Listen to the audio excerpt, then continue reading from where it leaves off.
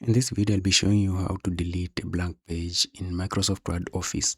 Uh, I'm going to open up this report document that I have on desktop, and then I'm going to scroll down to the last page of this report because that's where I have that particular blank page.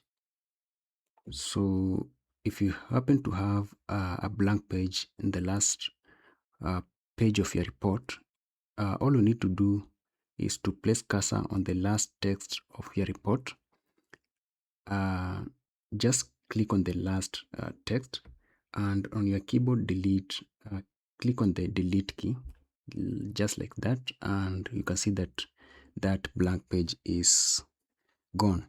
Another method that you can use to delete a blank page is simply go to home tab here, and under paragraph section you click on this show or hide icon like that, and program you select this here and just simply click on delete. Just like that, you'll have those blank pages deleted.